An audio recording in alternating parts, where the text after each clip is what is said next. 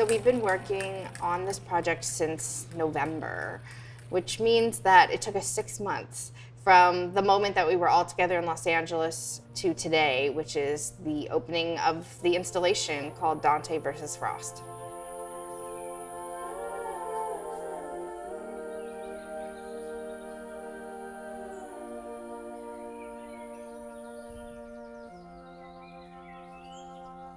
When we were in LA, we had a really great brainstorming session, and we all came to the conclusion that we really wanted to focus on a theme of climate change and protecting the environment. Everybody came up with a prototype, a digital prototype of how we would execute the idea.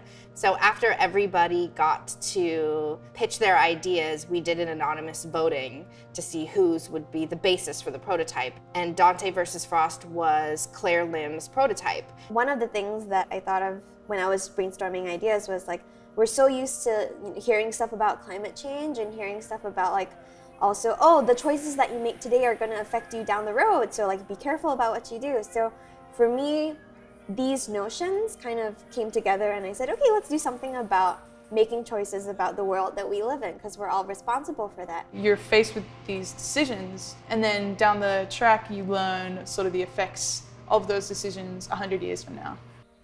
In the last 50 years, the local weather has changed drastically.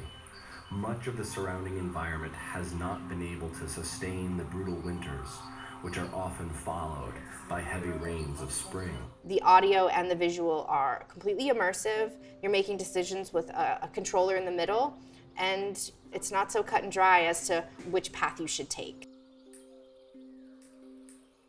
There's scenes in Unity and they match scenes in Ableton. So Ableton is doing all the sound and obviously Unity is doing the visuals and the interaction.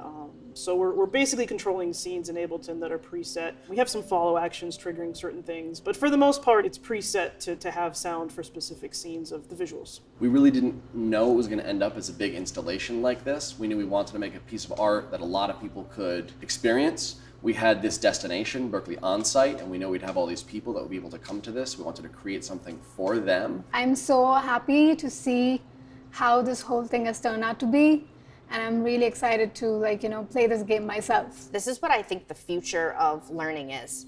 I think it's experiential, I think it's collaborative, it is blurred lines. You know, people aren't specialists in the same way that they used to be. Now, to work in this music industry, you have to be good at many, many things. And I think a lot of it's about working remotely and making things happen even though people aren't physically in the same space. Whether we're apart and communicating through technology, or whether we're together like we are this weekend, everyone sort of knows that we need each other. And so that makes for a really nice atmosphere.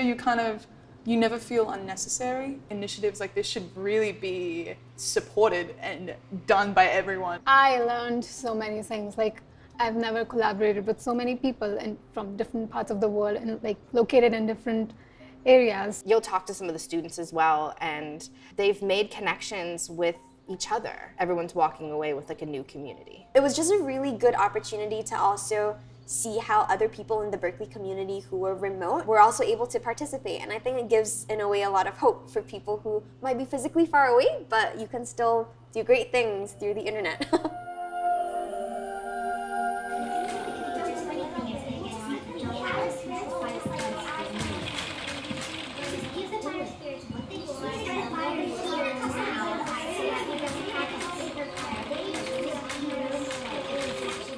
I'm walking away from the experience feeling like the entire thing was a success. I hope that people leave and they feel like they had a really cool experience that they're not going to get anyplace else, and that they think about the choices that they make.